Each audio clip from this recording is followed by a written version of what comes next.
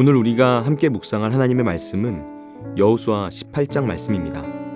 말씀 봉독은 1절에서 10절 말씀까지 하겠습니다.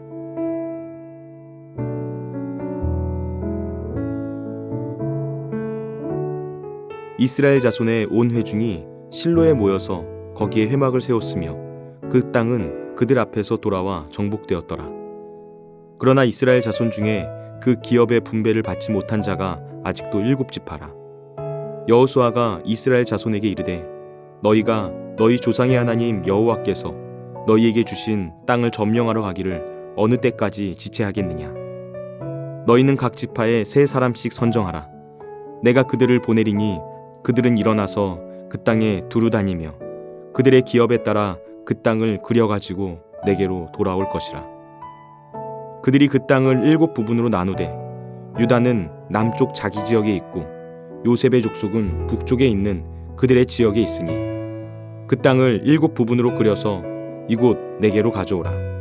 그러면 내가 여기서 너희를 위하여 우리 하나님 여호와 앞에서 제비를 뽑으리라. 레위 사람은 너희 중에 분깃이 없나니 여호와의 제사장 직분이 그들의 기업이 됨이며 각과 르우벤과 므낫세 반지파는 요단 저편 동쪽에서 이미 기업을 받았나니 이는 여호와의 종 모세가 그들에게 준 것이니라 하더라. 그 사람들이 일어나 떠나니 여호수아가 그 땅을 그리러 가는 사람들에게 명령하여 이르되 가서 그 땅으로 두루 다니며 그것을 그려가지고 내게로 돌아오라.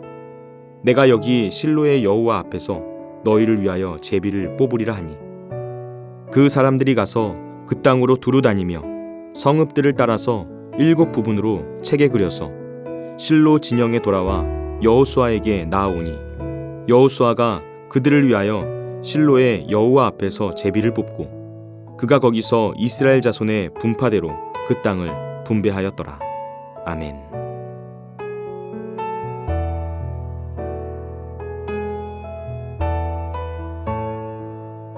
지금까지 땅을 분배받은 지파는 요단강 동편의 르우벤, 갓, 므낫세 반지파, 그리고 요단 서편의 유다, 에브라임, 므낫세 반지파로 모두 5지파입니다. 레위 지파는 제사장 지파이기 때문에 땅 분배에서 제외가 되었고요. 그래서 이제 남은 지파는 모두 7지파였습니다. 여기에 해당하는 지파가 베냐민, 시므온, 스불론, 이사갈, 아셀, 납달리, 단 지파입니다. 여호수아 18장 말씀은 이들 7지파의 땅 분배에 관하여 설명하는 내용입니다. 3절 말씀입니다. 여호수아가 이스라엘 자손에게 이르되 너희가 너희 조상의 하나님 여호와께서 너희에게 주신 땅을 점령하러 가기를 어느 때까지 지체하겠느냐. 지금 여호수아가 여호와께서 너희에게 주신 땅을 점령하러 가기를 어느 때까지 지체하겠느냐라고 묻고 있습니다. 이게 무슨 말입니까? 당시 아직 땅을 분배받지 못한 지파가 7지파라고 했습니다. 그런데 그 지파들이 땅을 분배받는 일에 소극적인 태도를 취하는 것입니다. 그 이유가 무엇입니까? 아직 정복하지 못한 가나안 족속들이 철병거를 가진 강력한 사람들이었기 때문입니다. 7지파의 마음에는 이런 생각이 있었을 것입니다. 땅을 제비 뽑을 때 혹시라도 철병거를 가진 미정복지가 자신들에게 배당되면 또다시 정복전쟁을 치러야 한다는 두려움, 이런 것이 있었던 것이죠. 더군다나 그들은 이미 이전에 정복했던 지역에서 지금껏 누리지 못한 풍족함을 맛보았었습니다. 그렇기 때문에 하나님께서 그들에게 주신 약속의 땅, 이 가나안의 완전한 정복이라는 큰 꿈은 굳이 해야 할 필요가 있는지 잘 와닿지 않는 희미한 꿈이 되어버렸던 것입니다. 여기서 우리가 생각할 부분이 있는 것 같습니다. 우리가 아무것도 가진 것이 없을 때는 믿음으로 나아가 보려고 발버둥을 칩니다. 그래도 어떻게든 하나님의 말씀에 순종해 보려고 노력합니다. 그런데 무언가를 조금이라도 얻고 나면 어떻게 됩니까? 처음에 하나님 앞에 나아갔던 그 열정과 열심이 약해지는 것입니다. 점점 차갑게 식어버리는 것입니다. 하나님께 급하고 간절한 기도의 제목이 있을 때는 어떻게든 주님 앞에 나가려고 노력했는데 정작 응답을 얻게 되면, 기도의 제목이 이루어지면 이전에 가지고 있었던 하나님께서 주신 꿈조차도 희미해져 버리고 마는 것입니다. 무언가 얻고 나면, 내가 의지할 만한 것이 생기면, 믿음도 힘들고 하나님의 말씀에 전적으로 순종하는 것도 결코 쉽지 않게 되는 것이죠. 왜 그렇습니까? 하나님의 뜻대로 살기 위해서는 나의 희생, 나의 수고, 치열한 영적 전쟁이 필연적으로 따르게 되는데 지금 당장 나에게 필요한 것들이 주어지면 그동안 받은 은혜만으로도 사는데 크게 문제될 것이 없다고 느껴지기 때문입니다. 그래서 내 삶에 해결되기를 간절히 바랐던 문제가 해결되고 나면 하나님을 버리고 다시 세상으로 돌아가는 사람들이 적지 않게 있는 것이죠. 여러분, 어쩌면 이것은 우리의 기도가 왜 쉽게 응답되지 않는지 그것을 알 수 있게 만드는 중요한 대목입니다. 기도에 인내가 필요한 이유가 무엇인지를 알 수 있게 해주는 장면이라는 것이죠. 아직 하나님의 은혜를 담을 만한 합당한 그릇이 준비되지 않은 사람에게 너무 큰 은혜가 주어지면 그 은혜는 더 이상 은혜가 될 수 없기 때문입니다. 그릇이 준비되지 않으면 쉽게 교만에 빠지고 타락하게 되는 게 인간의 본성이라는 것입니다. 다시 오늘 말씀을 묵상해 보시기 바랍니다. 7지파는 땅을 분배받지 못했습니다. 하나님께서 약속을 어기신 게 아니라 그들 스스로 약속을 누리지 못하도록 막고 있었던 것입니다. 그릇이 준비되지 못한 것이죠. 하나님의 은혜를 받아 누릴 수 있는 믿음의 그릇이 준비되지 않았던 것입니다. 7지파의 믿음에는 어떤 문제가 있었습니까? 그 땅의 정복을 그들 스스로 지연하는 문제가 있었습니다. 하나님의 축복은 그냥 가만히 앉아서 받아 누리는 게 아닌데 그것을 망각한 채 가만히 있었던 것이 문제였습니다. 은혜는 그런 것이 아닌데 무언가 착각하고 있었습니다. 육신의 편안함만을 바라면서 현실에 안주해선 안 됩니다.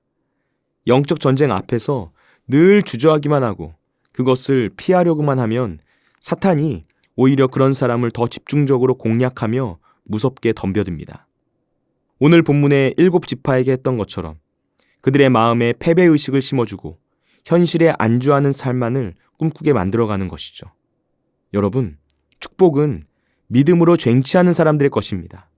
하나님의 전쟁에 참여하는 사람들이 하나님의 축복을 누리게 됩니다.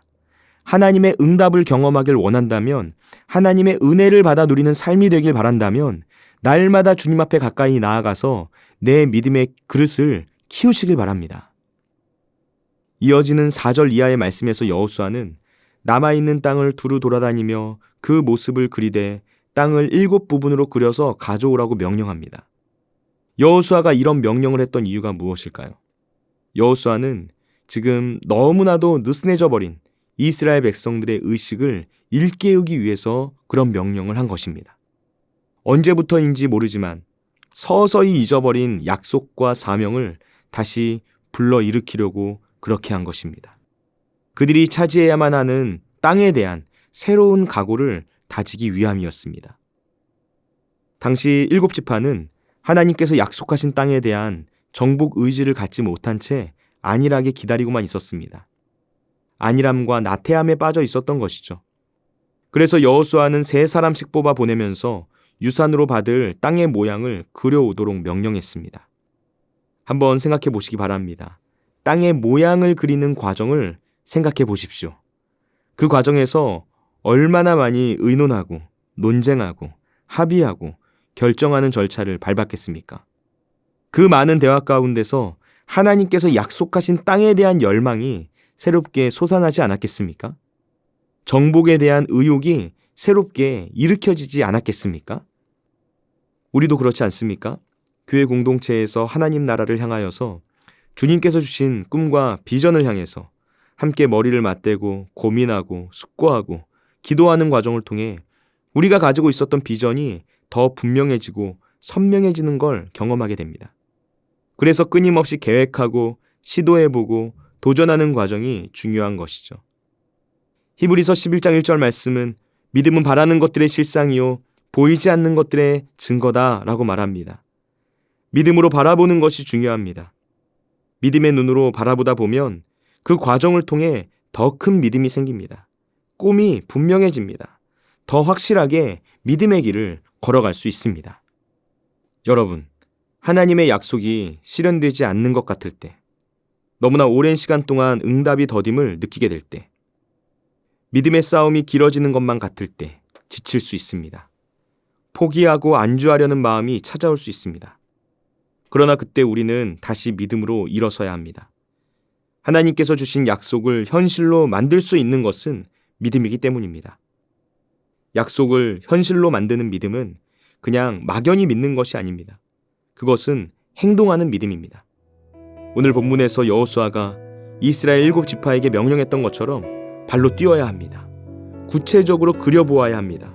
때로는 대가를 치를 각오를 해야 합니다. 위험을 감수해야 합니다.